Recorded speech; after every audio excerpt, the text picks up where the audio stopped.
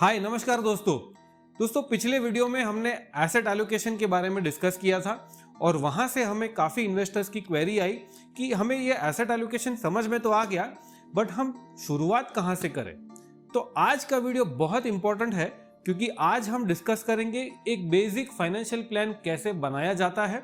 आप खुद अपना फाइनेंशियल प्लान बना सकते हो और यहां से जो भी इनपुट्स आएंगे that will be helpful for you जब आप अपने एडवाइजर के साथ बैठ के अपना फाइनेंशियल प्लान डिस्कस करेंगे।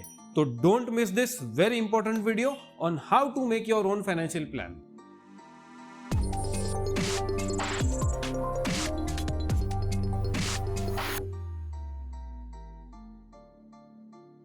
एक फाइनेंशियल प्लान को समझने के लिए इक्विटी मार्केट या पूरे मार्केट में इन्वेस्टमेंट्स के क्या क्या प्रोडक्ट्स अवेलेबल है पहले वो समझ लेते हैं। कोई भी इन्वेस्टमेंट्स के लिए अगर एक बेसिक प्रोडक्ट जो सबको मालूम है उस प्रोडक्ट के बारे में बात करें तो वो आता है fix deposit, right. Simple fix deposit आप बैंक में कर सकते हो, कभी कभी कॉर्पोरेट्स में भी कर सकते हो। जो AAA रेटेड है उसका एक ही प्रॉब्लम है, वो अनसिक्योर्ड होता है। फिक्स डिपॉजिट्स के ऊपर आते हैं बॉन्ड्स यानी कि किसी भी कंपनी को अगर पैसा रेज करना है तो ब्याज पे रेज करने का एक जरिया होता है। अपने आप में बॉन्ड मार्केट बहुत बड़ा है लेकिन वो रिटेल के लिए है नहीं क्योंकि इंडिया में वो बॉन्ड मार्केट इतना लिक्विड नहीं है। तो उस प्रॉब्लम को सॉल्व करने के लिए आते हैं debt mutual funds. Debt mutual funds क्या करते हैं तो वो सिंप्लिसिटी से अगर मैं समझाऊं तो आपके लिए बॉन्ड का एक पोर्टफोलियो बनाते हैं। यानी कि अगर आप एक बॉन्ड लेते हो तो उसमें कई एस्पेक्ट्स होते हैं जैसे कि maturity, interest rate, duration, credit rating, ये सारी चीजें होती है जिसकी वजह से आप शायद इतना डाइवर्सिफाई कर ना पाओ या आपको प्रॉपर एडवाइस चाहिए बॉन्ड में इन्वेस्टमेंट करने से पहले। ये प्रॉब्लम सॉल्व करता है डेट म्यूचुअल फंड। तो अगर आप एक डेट म्यूचुअल फंड में इन्वेस्ट करते हो तो आपको एक बॉन्ड का पोर्टफोलियो मिल जाता है, आपकी रिस्क डाइवर्सिफाई हो जाती है, प्लस आपको एक अच्छा फंड मैनेजर भी मिलता है। डेट म्यूचुअल फंड के ऊपर आता है हाइब्रिड डेट ओरिएंटेड फंड्स। पहले के जमाने में उसको सेविंग्स फंड कहा जाता था, जहां पे आपका 70% एलोकेशन डेट में ही होता है लेकिन 30% एलोकेशन रफली इक्विटी में आ जाता है। तो यहां से आपके पोर्टफोलियो में इक्विटी ने एंट्री मारी है, धीरे धीरे इक्विटी का एलोकेशन यहां से बढ़ता जाता है। तो हाइब्रिड डेट ओरिएंटेड फंड्स में इक्विटी का एलोकेशन रफली 30% जितना होता है। और थोड़ा ऊपर आ जाएंगे तो हमें हाइब्रिड इक्विटी ओरिएंटेड फंड्स मिलते हैं, जहां पे इक्वेशन उल्टा हो जाता है। वहां पे 70% एलोकेशन इक्विटी में जाता है एंड 30% एलोकेशन आपका डेट में रहता है। और ऊपर जाएंगे तो प्योर इक्विटी म्यूचुअल फंड्स आएंगे जहां पे आपका 100% एलोकेशन इक्विटी में है। तो धीरे धीरे हम 100% डेट से 100% इक्विटी में कन्वर्ट हो जाते हैं। इक्विटी म्यूचुअल फंड्स के ऊपर आते हैं आपके नॉर्मल डायरेक्ट इक्विटी पोर्टफोलियोज या मॉडल पोर्टफोलियोज, एडवाइजरी पोर्टफोलियोज या portfolio management services. SEBI registered portfolio management services में मिनिमम टिकट साइज 50 लाख की होती है। पोर्टफोलियो मैनेजमेंट सर्विसेज के ऊपर आता है AIF, ऑल्टरनेटिव इन्वेस्टमेंट फंड्स। इसमें मिनिमम टिकट साइज होती है 1 करोड़ रुपए की और ये high risk high return strategies use करते हैं। कोई AIF ऐसा होता है जो एक्चुअल फिजिकल रियल एस्टेट में पैसा इन्वेस्ट करता है, कोई AIF ऐसा होता है जो अनलिस्टेड शेयर्स में पैसा इन्वेस्ट करता है जिसका IPO शायद अगले 6 महीने में आए, और कोई AIF ऐसा होता है जो एक कॉन्सेंट्रेटेड 10-12 शेयर्स का पोर्टफोलियो बनाते हैं। तो ये proper high risk high return strategies होती है। AIF के ऊपर फाइनली आती है प्राइवेट इक्विटी इन्वेस्टमेंट्स। यहाँ पे मिनिमम टिकट साइज है 5 करोड़ रुपए का और ये इन्वेस्टमेंट्स ऐसे शेयर्स में होते हैं जो आज अनलिस्टेड है, छोटे बिजनेसेस है लेकिन इनका बिजनेस मॉडल बहुत स्ट्रांग है और कल जाके 5 साल 6 साल बाद उनका IPO आने का बहुत अच्छा पोटेंशियल है। तो आप इन्वेस्टमेंट की दुनिया में जो भी प्रोडक्ट्स देखें उसके नाम कई हो सकते हैं लेकिन एक ब्रॉड क्लासिफिकेशन अगर मैं कहूं तो ये अवेलेबल प्रोडक्ट्स एक ब्रॉड क्लासिफिकेशन है।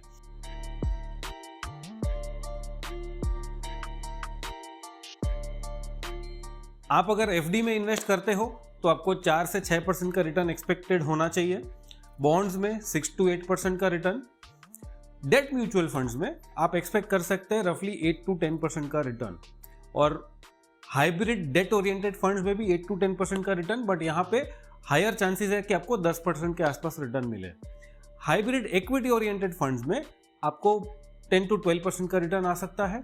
इक्विटी म्यूचुअल फंड्स में 12 to 14%, portfolio management services 14 to 16% alternative funds में 16 to 18% और प्राइवेट इक्विटी में आप एक्सपेक्ट कर सकते हैं 18% प्लस रिटर्न्स। ये सारे returns compounded, annualised, post expenses जो आपके हाथ में आ सकता है। यहाँ से आपको लगेगा इन्वेस्टमेंट बहुत सिंपल है, जैसे जैसे आप ऊपर जाएंगे वैसे वैसे रिटर्न्स बढ़ रहे हैं, लेकिन बढ़ते रिटर्न्स के साथ हमेशा रिस्क भी बढ़ता है। और हमारे लैंग्वेज में हम रिस्क को डिफाइन करते हैं एज वोलेटिलिटी, यानी कि उतार चढ़ाव। इस वोलेटिलिटी को कैप्चर करने का सबसे आसान तरीका है कि आप अपने इन्वेस्टमेंट का टाइम होराइजन बढ़ा दीजिए।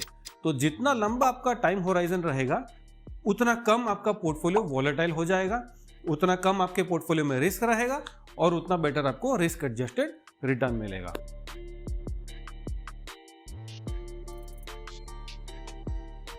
तो अगर आपको कोई भी इन्वेस्टमेंट 1 या 2 साल के लिए करना हो तो आपको वो एफडीज या बॉन्ड्स या डेट म्यूचुअल फंड में ही करना चाहिए। अगर आपको कोई इन्वेस्टमेंट 3 या 4 साल के लिए करना हो तो वो आप hybrid debt oriented funds, hybrid equity oriented funds या इक्विटी फंड में कर सकते हैं, depending on whether you are an aggressive investor, moderate investor और अ कंजर्वेटिव इन्वेस्टर। अगर आपको 5 या 6 साल के लिए इन्वेस्टमेंट करना हो तो आप जा सकते हैं to hybrid equity oriented funds और इक्विटी म्यूचुअल फंड्स और डायरेक्ट इक्विटी। फिर चाहे उसमें आप एडवाइजरी पोर्टफोलियोज ले लीजिए या पोर्टफोलियो मैनेजमेंट सर्विसेज या खुद आपका डायरेक्ट इक्विटी पोर्टफोलियो बनाएंगे तो भी चलेगा। और जैसे ही आप 8 साल के ऊपर जाते हो तब आप चूज कर सकते हो to invest between equity mutual funds, direct equity portfolios, alternative funds और even private equity. Most of the times investors गलती करते हैं गलत कैटेगरी में एंटर करने की। तो हम जो भी एफर्ट लगाते हैं वो ये लगाते हैं कि भाई कौन सा म्यूचुअल फंड लेना चाहिए या कौन सा शेयर खरीदना चाहिए, बट एक्चुअली आपको सबसे ज्यादा एफर्ट लगाना चाहिए टू सी कि आपको कौन से कैटेगरी में इन्वेस्ट करना है। अगर आपके पास पैसा 8 या 10 साल के लिए पड़ा है और आप उसे एफडी में डाल रहे तो वो एक गलत डिसीजन होता है। अगर आपके पास पैसा केवल 2 साल के लिए है और उसको अपने शेयर्स में लगा दिया तो अगेन ये गलत डिसीजन हो सकता है। तो आप अपने टाइम होराइजन के हिसाब से उस स्पेसिफिक कैटेगरी में एंट्री करेंगे तो आपके लिए रिस्क एडजस्टेड रिटर्न बेटर रहता है।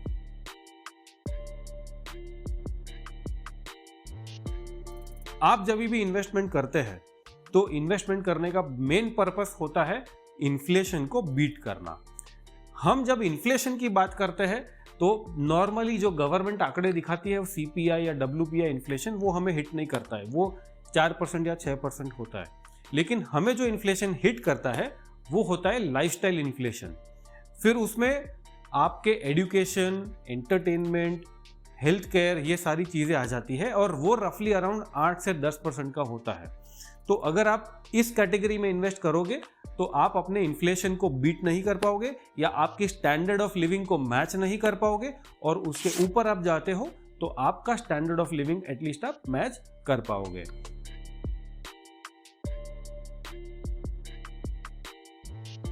फाइनली टैक्स का इंपैक्ट। तो जहां पे डेट का ओरिएंटेशन ज्यादा है, where debt is more than 65%, वहां पे आपको टैक्सेशन डेट जैसा लगेगा।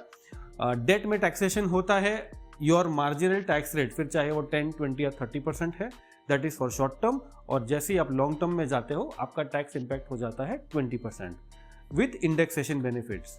डेट ओरिएंटेड प्रोडक्ट्स में the definition of short term is 3 years, यानी कि अगर आप 3 साल से नीचे के या 3 साल से कम ड्यूरेशन के लिए इन्वेस्ट करते हो तो आपको आपका पर्सनल टैक्स स्लैब एप्लीकेबल होगा, और अगर 3 साल के ऊपर का आपका इन्वेस्टमेंट है तो आपको 20% टैक्स देना पड़ेगा विथ इंडेक्सेशन बेनिफिट्स।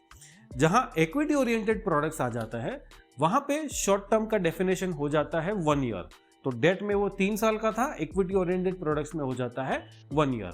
और वहां पे आप अगर शॉर्ट टर्म के लिए इन्वेस्ट करते हो तो आपको टैक्स लगेगा 15%, that is irrespective of your tax slab. और अगर आप लॉन्ग टर्म के लिए इन्वेस्टमेंट करते हो तो आपको टैक्स एप्लीकेबल होता है 10%, और उसमें भी first 1 lakh rupee of capital gain in every financial year is tax free.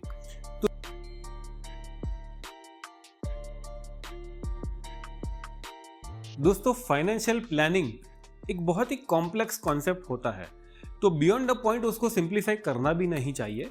लेकिन ये जो चार्ट है अगर आप इसे प्रॉपर फॉलो करते हो तो definitely it will give you much better start compare to other investors. In fact इसके जरिए आपके एडवाइजर भी जो आपको कम्युनिकेट करते हैं बेसिस रिस्क या टाइम होराइजन, आपको वो ज़्यादा समझ में भी आएगा एंड आपके एडवाइजर के साथ आप एक बहुत फ्रूटफुल डिस्कशन भी कर पाओगे। So I think this is one of the most important charts या this is one of the most important concepts जो एज एन इन्वेस्टर आपको समझना चाहिए। दोस्तों, अगर आपको इस वीडियो के रिलेटेड कोई फीडबैक हो, कोई क्वेरी हो या कोई डाउट हो तो कमेंट सेक्शन में लिखिएगा। We will try to answer each and every query of yours. In fact अगर आपको ये वीडियो पसंद आया हो तो इसे लाइक कीजिएगा, अपने दोस्तों से शेयर कीजिएगा एंड ऐसे ही और फ्यूचर वीडियोस देखने के लिए हमारे चैनल को सब्सक्राइब कीजिएगा।